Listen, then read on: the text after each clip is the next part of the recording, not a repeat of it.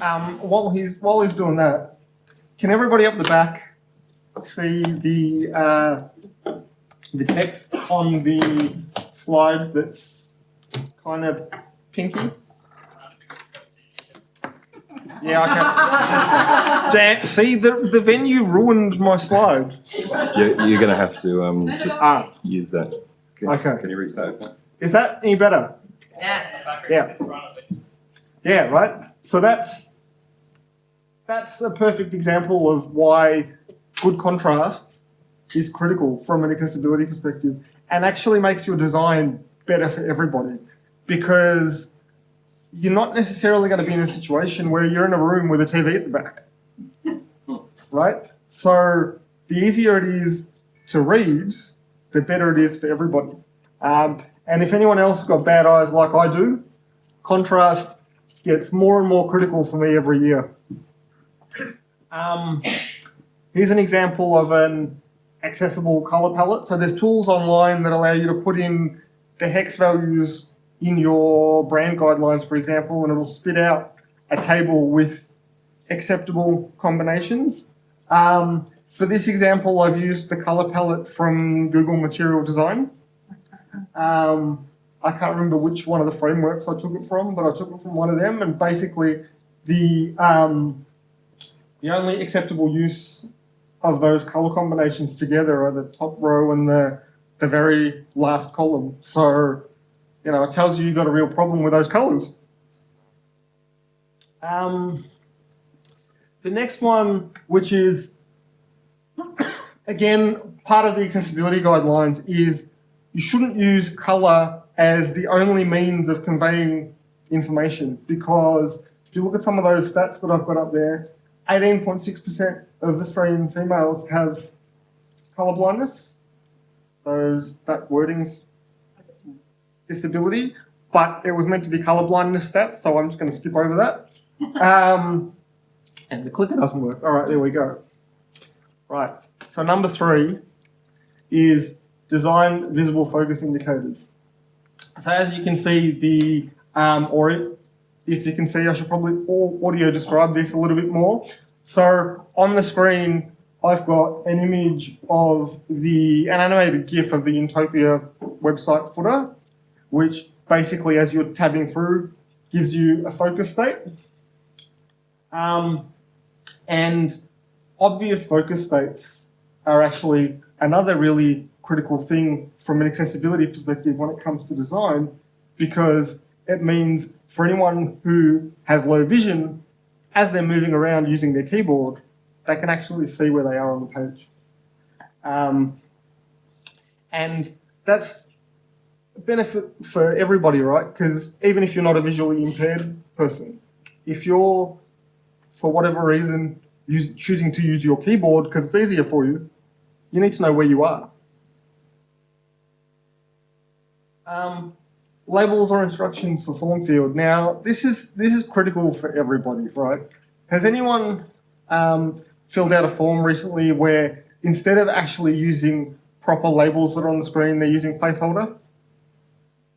Anybody frustrated by that fact? Because as soon as you start typing, the placeholder disappears, which means if it's showing you a particular format, like you must enter a password that's, I don't know, 6 characters long with all these special characters, and they put it in placeholder. As soon as you type your first character, it's gone, right?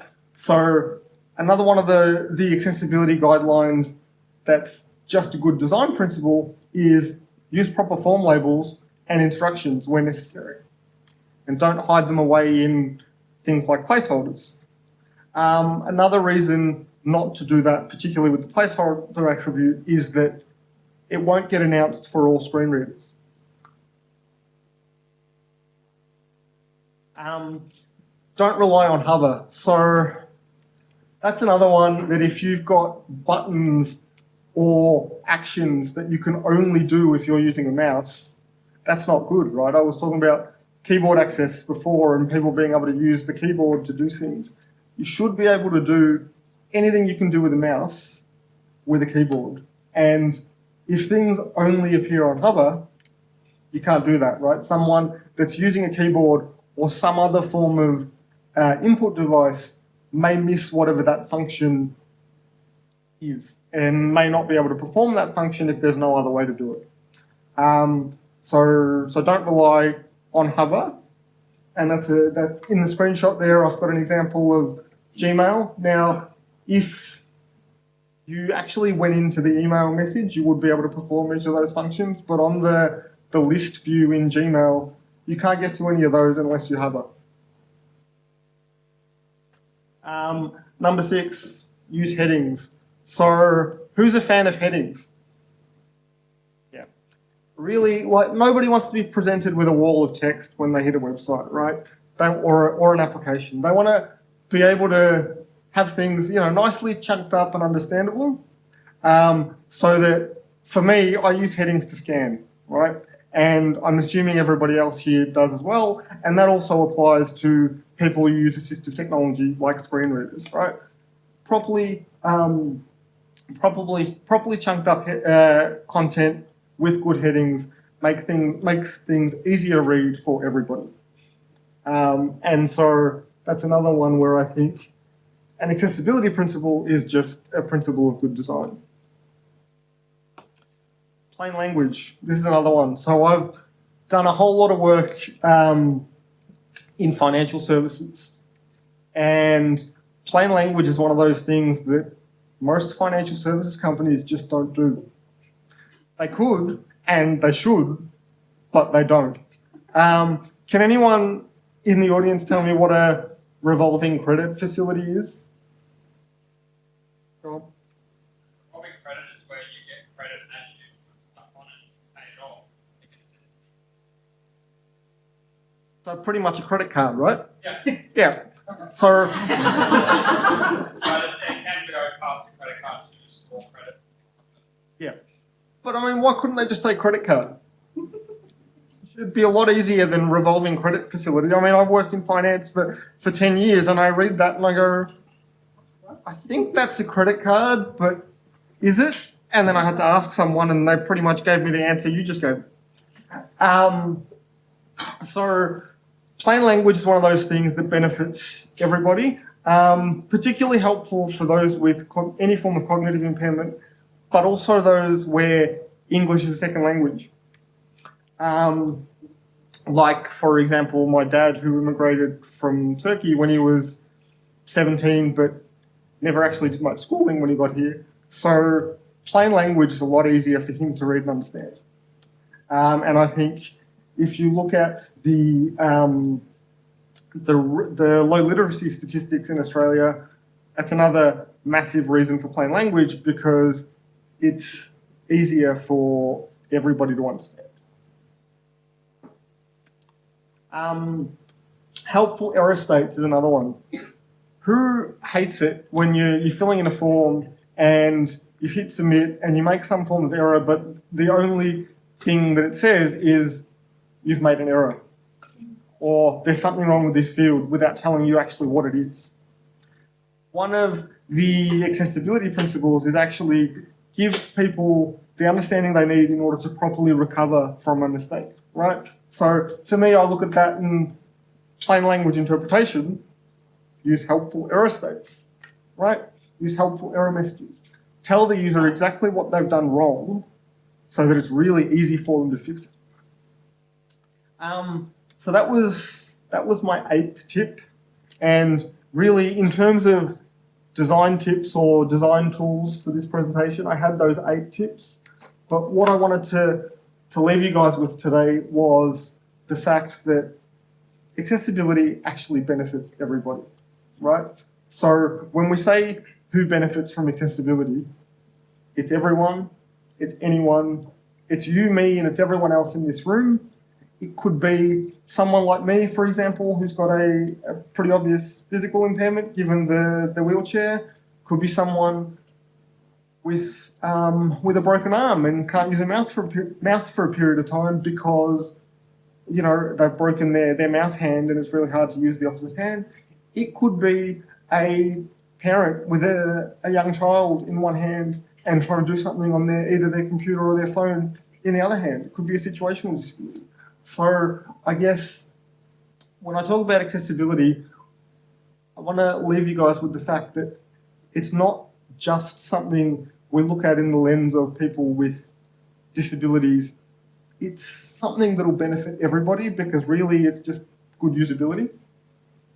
And the final slide that I'm not going to talk to is just some stats. So for anyone who wants to look at some of the sort of business benefit side of doing this, the global buying power of people with disabilities is estimated at $1.97 trillion.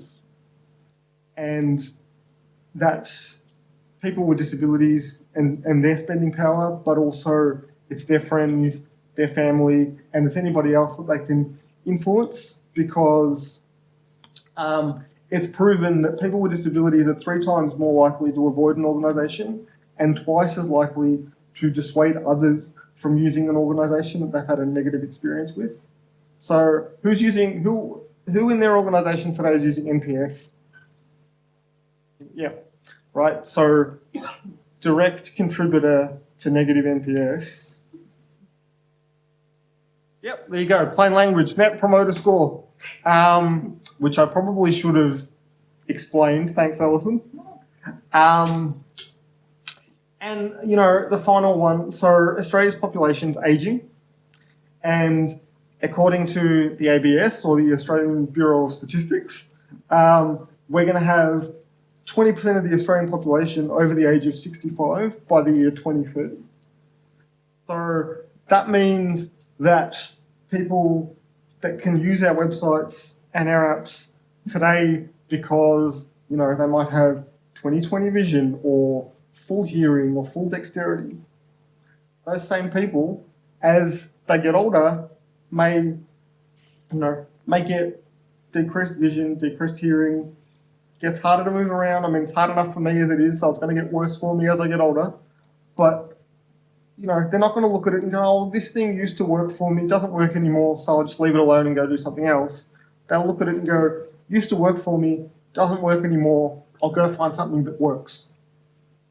So to me, I think you bundle all that together and not only can you see that, in my opinion anyway, that accessibility is a design tool, but you also see that it's something that you should do just as part of good business because it's got the potential not only to make you a lot of money, but also to allow everybody to do the things they want to do online. And I think that's just good for everyone.